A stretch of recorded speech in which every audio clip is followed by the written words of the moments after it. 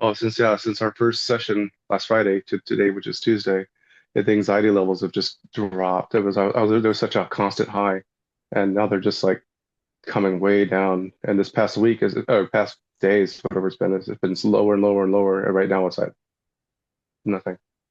There's no anxiety. No And it's our second anxiety. session, and it's just like nothing. So Yeah, you're sitting, it's so fantastic. how does it feel to just be being right now? You're being assaulted by scary thoughts. It is, yeah, it's true. It's like you're being run by something outside yourself constantly. Yeah. You got to constantly look for something that's looking for danger. Right now, there's no sense of danger. It's just a sense of well-being and peace. What were you just feeling in your body a minute ago that we didn't record? What does that feel like? Oh, um,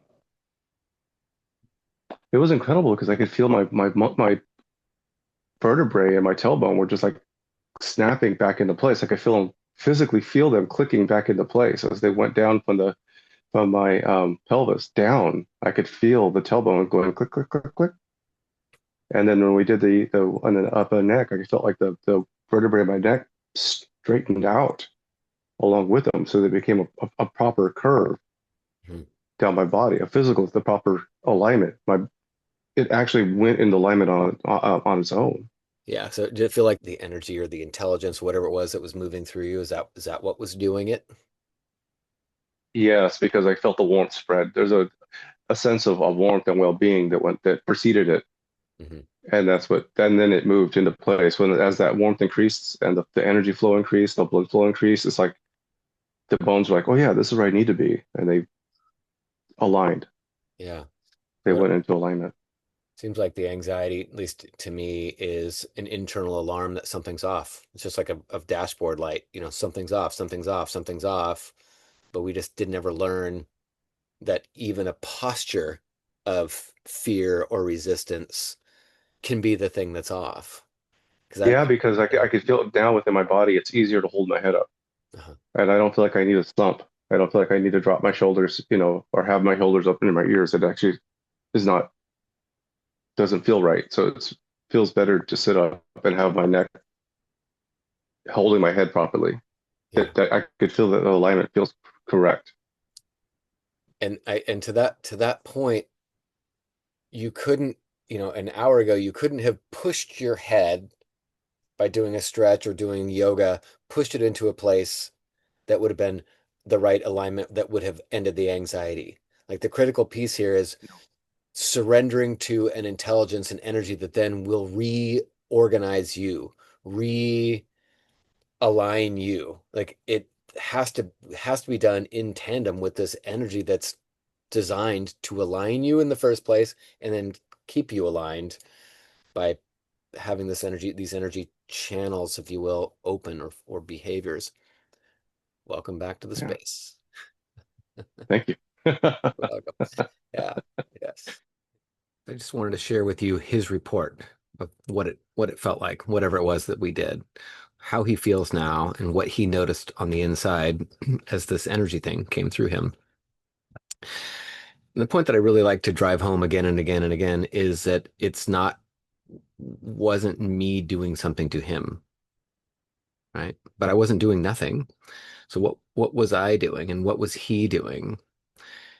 If our nervous system is relational and we bring people around us that are like mirrors. So I basically was in a way acting as a mirror back to him. Like this is where you are. But it's a little bit more than that. Like when you go couples dancing and you're dancing with somebody, you're not just mirroring. You're not just being a passive mirror, but you're moving in a way that ideally you can surrender and relax and into a flow state so that your whole body then moves together. The two bodies move together. And the spine is designed to do just this. And what's the spine? It's just a housing around your brain. It's a housing around the brainstem and the spinal cord, which is what? Just the body's energy and emotion. And when that thing is twisted, you can't connect to others and you can't connect to yourself.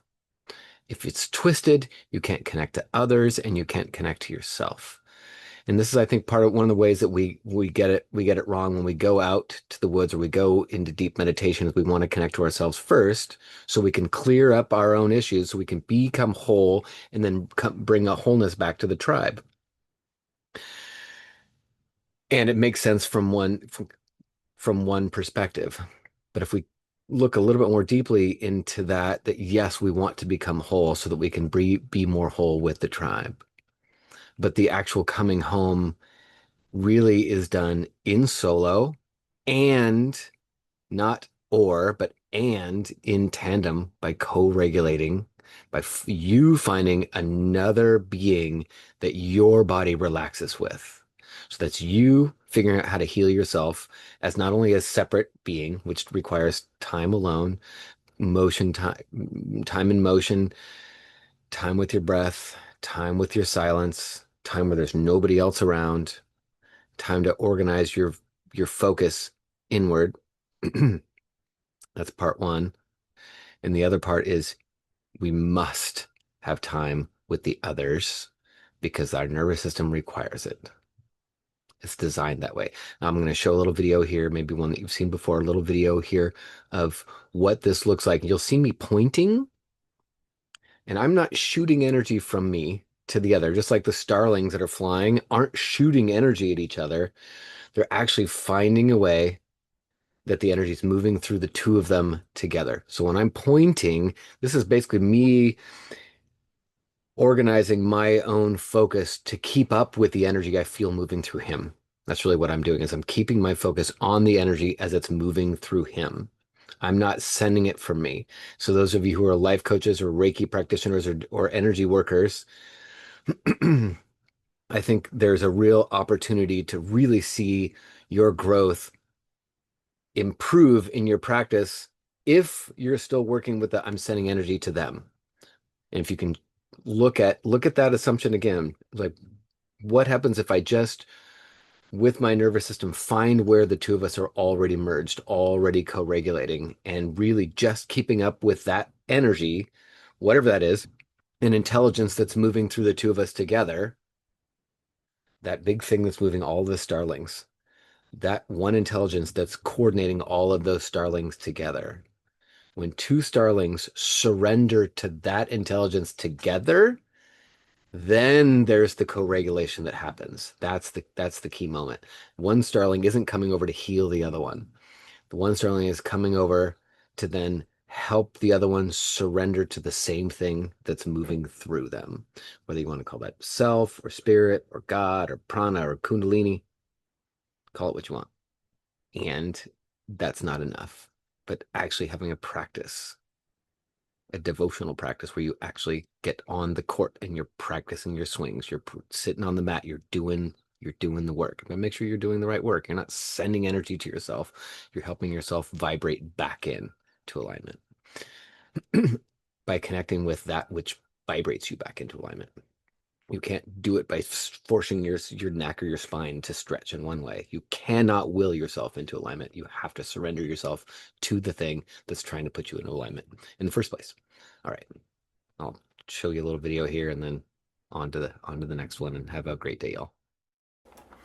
Okay, so again, to reiterate the point, if we aren't connected to ourselves and to the others, but first and foremost to that energy that is aligning us. In this situation, it's the energy that is aligning her to herself.